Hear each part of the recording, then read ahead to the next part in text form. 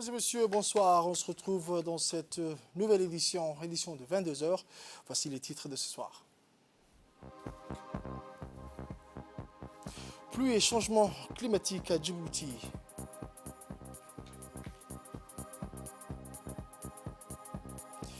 Et pour les actualités internationales, les funérailles du roi Pelé au Brésil, un dernier hommage au roi du football.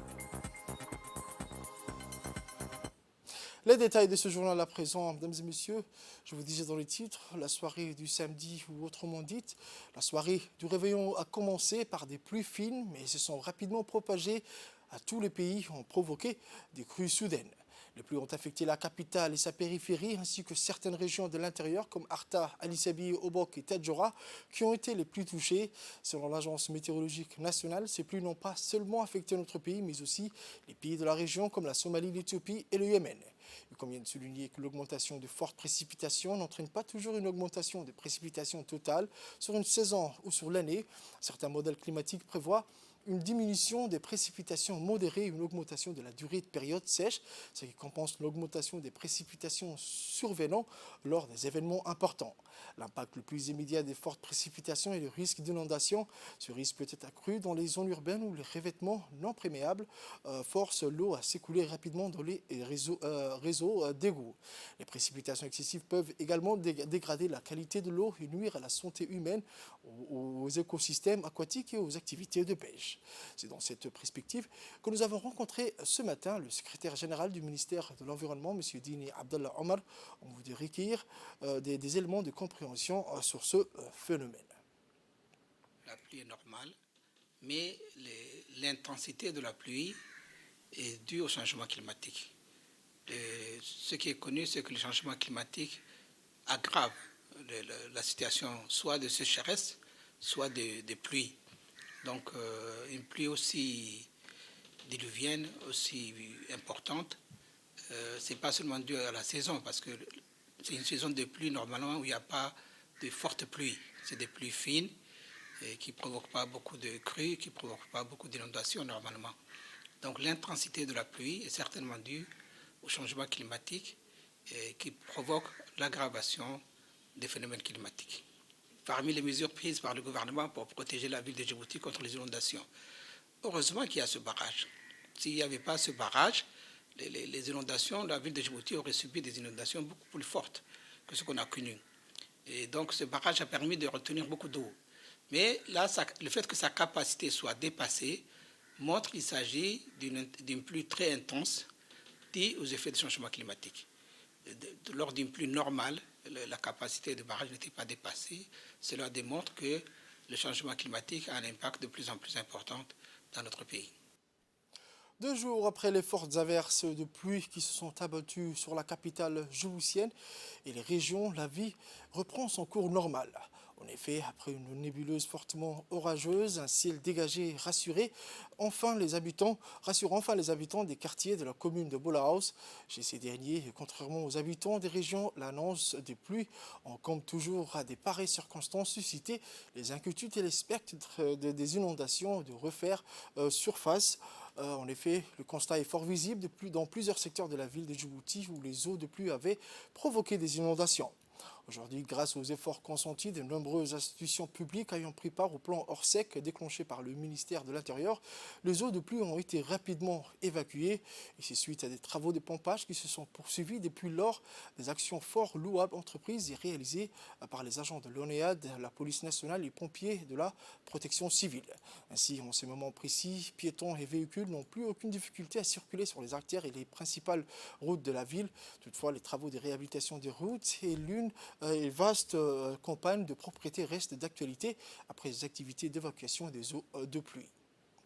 Autre actualité de cette édition, dans la politique de facilitation de l'accès à un logement décent, la Fondation Ismaël Omar Guelleh, qui milite pour cette cause, a octroyé en 2017 les premiers logements à la cité Nessib. Depuis plusieurs centaines de familles en situation difficile ont bénéficié de ces maisons. Nous sommes partis à la rencontre de l'une d'entre elles pour voir de près comment ces conditions de vie ont évolué depuis. Un mag, regardez, c'est un reportage de Abdurrahman Shibachi et de Samatar Ismail. Nous sommes avec la famille de Aïcha et Mourtar, une de nombreuses familles logées par la fondation Ismaïl Omar Guelleh pour les droits au logement. Un couple avec 14 enfants à charge, dont certains sont à l'école ou au travail en ce moment. Le maigre salaire du père des familles ne permettait plus de payer un loyer. Après avoir habité dans un abri des fortunes dans les quartiers dits Bouldoro, cette famille aura la chance de sa vie, ici, à la cité Nassib, où elle réside depuis 5 ans maintenant. 5 années qui vont changer radicalement leurs conditions de vie. 3 de leurs enfants ont pu valider leur licence pendant qu'un autre est à l'étranger pour son master. Une situation facilitée par l'octroi de ces logements à la cité Nassib. ciyaalkuna way badan yihiin markaa baan u wareegay buldhaqo dekaasmaanka markuu yimid kadibna dee dowladdii waxayna siisay aqalkan bay noogu dee ayayna siisay dee alxamdulilah gebigeennuba dee meel quraataan isku nimid. Aïcha et Mokhtar sont restés courageux dans l'adversité et entreprennent tous ensemble pour aller de l'avant. Après cette rencontre, Aïcha n'a pas de temps à perdre. Elle se dirige aussitôt vers le centre de la cité où elle tient une petite boutique. Pour elle, la lutte pour une vie meilleure est un combat de tous les instants. Dans le cadre du projet Forge de la DDS, mis en place pour lutter contre l'extrême pauvreté et réduire les inégalités urbaines en améliorant les conditions de vie, Aïcha a bénéficié d'un financement sous forme de prêt.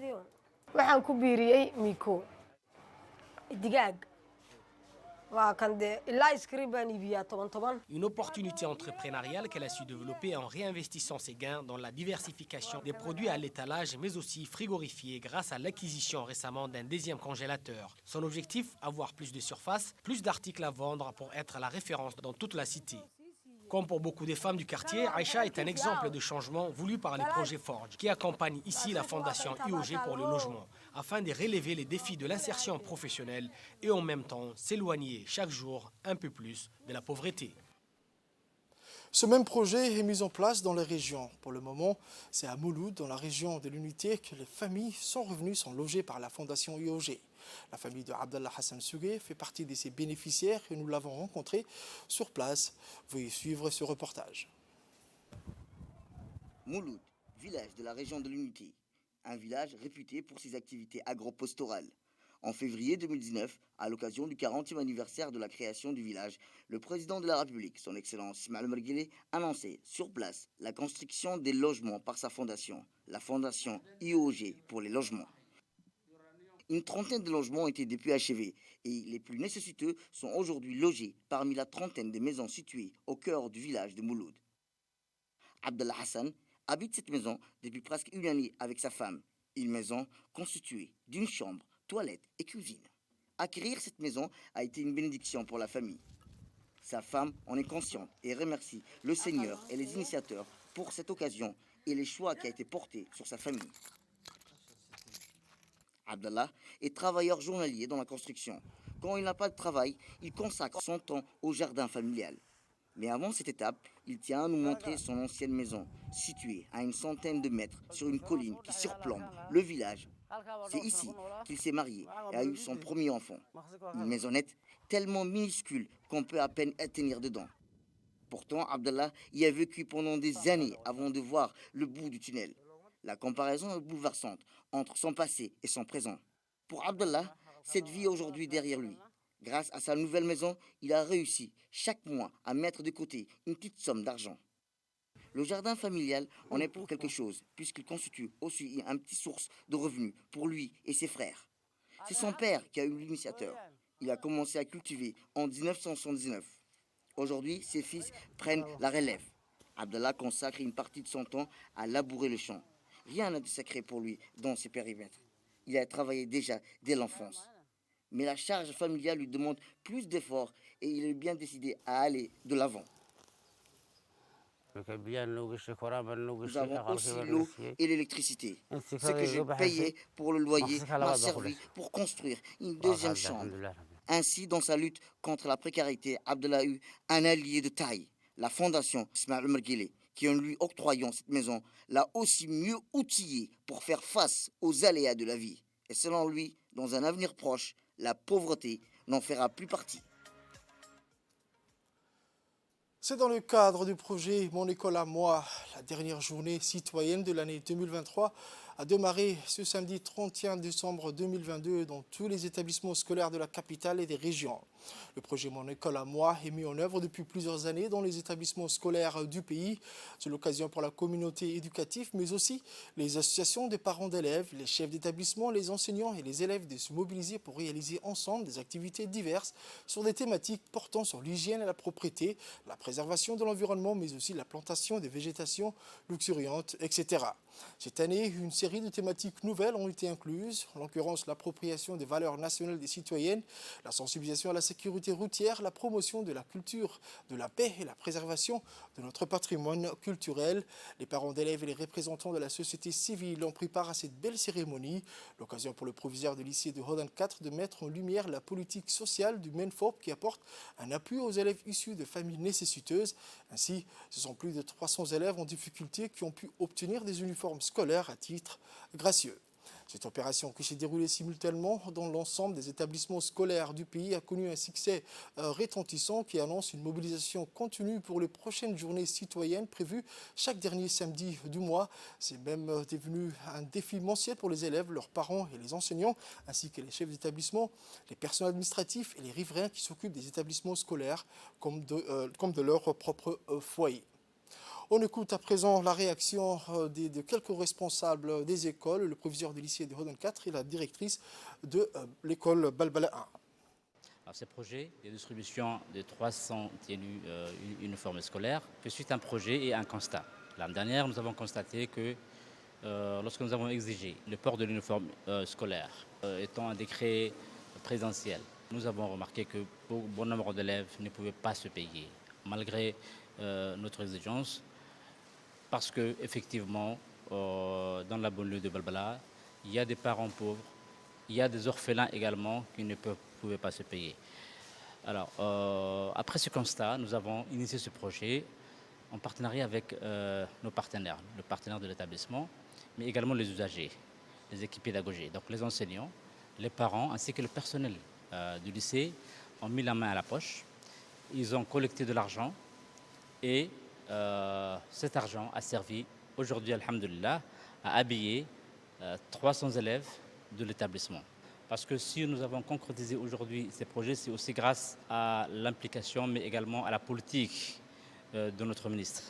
Pour cette journée citoyenne, nous avons établi 2 activités qui font partie des 3 thématiques retenues pour cette édition, à savoir des activités pour promouvoir la culture de paix.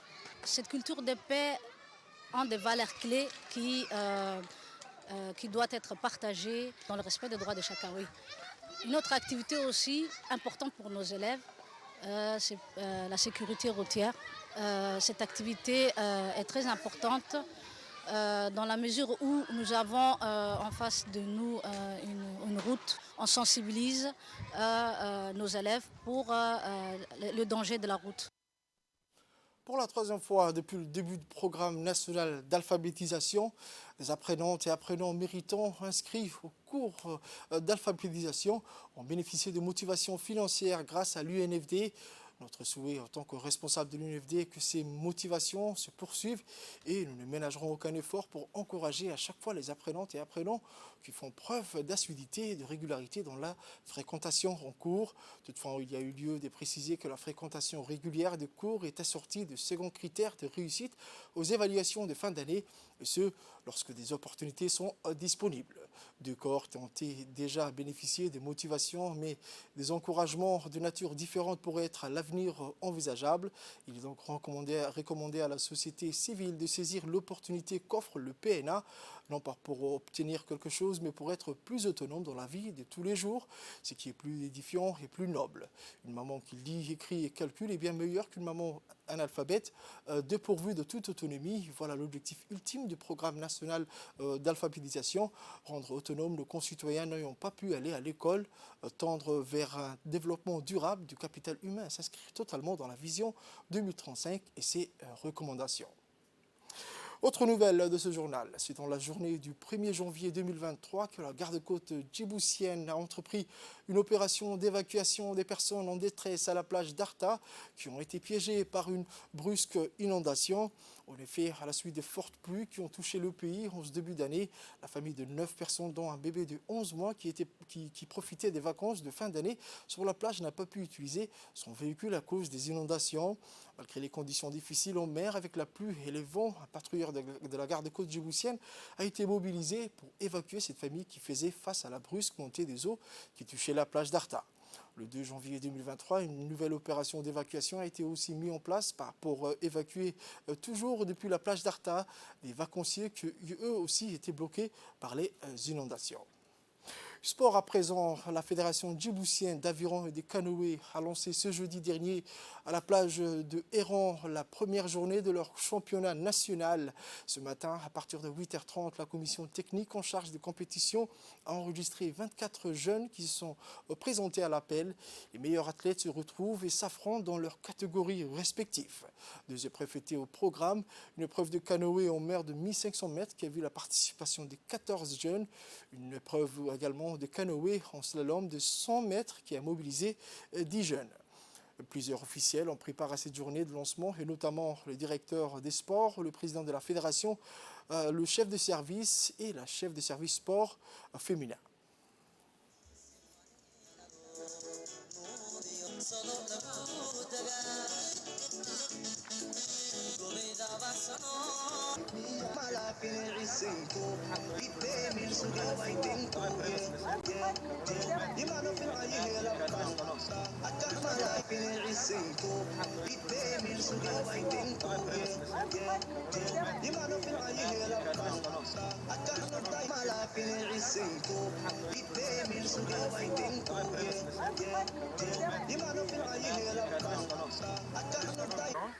Pour l'ouverture du championnat du canoë. Ce matin, on a commencé avec deux épreuves, le canoë de mer et le canoë slalom. On avait en tout 25 athlètes, slalom et 15 sur le canoë de mer. On a eu de bons chronos. On remercie le secrétaire d'État à la jeunesse et sport, M. Hassan Hamatan, pour son soutien, et la présidente du comité olympique, Rachel. Ensuite, pour les actualités internationales, 2 ans après la sortie du Royaume-Uni de l'Union européenne, les Britanniques regrettent-ils le Brexit? C'est en tout cas ce que laisse penser un article publié par le journal britannique The Independent.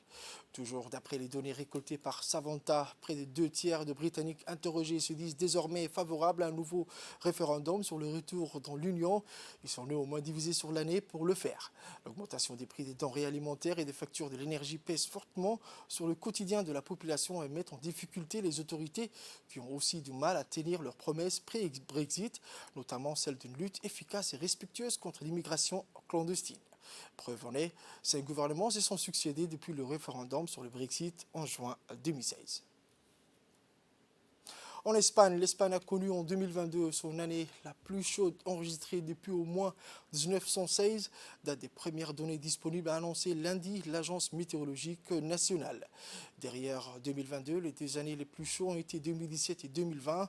L'agence précise qu'elle a établi rétrospectivement les températures annuelles moyennes en 1916 et 1961 à partir de mesures isolées et de modèles statistiques. Comme une partie de l'Europe, l'Espagne a été frappée en 2022 par plusieurs vagues de chaleur caniculaires pendant l'été, marquées par des incendies d'une amplitude inégalée, une surmortalité et un niveau élevé de sécheresse. Au Brésil, à présent, je vous disais dans les titres du mardi 2 janvier, 10h, au lendemain, même heure, les nombreux admirateurs du roi Pelé peuvent s'approcher de leur roi et le saluer une dernière fois, 4 jours après la mort du Brésilien à 82 ans. Sa dépouille se trouve au centre du stade de la Vila Belmiro, qu'il a vu grandir à Santos, dans l'état de Sao Paulo. Parmi les personnalités présentes, le président de la FIFA, Gianni Infantino, qui a annoncé vouloir demander à tous les pays de baptiser un stade au nom du triple champion du monde. Les stars internationales de football Neymar et Cristiano Ronaldo, qui avaient rendu des vibrants hommages à leur idole sur les réseaux sociaux, ont envoyé des fleurs. Toutefois, l'attaquant brésilien de Paris Saint-Germain, Neymar, n'a pas prévu de se rendre à Santos et représenté par son père.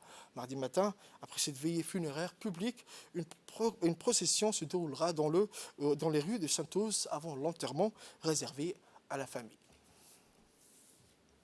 C'est la fin de cette édition de 22h, mesdames et messieurs. Merci à vous de l'avoir suivi et restez avec nous pour la suite du programme sur Télé Djibouti.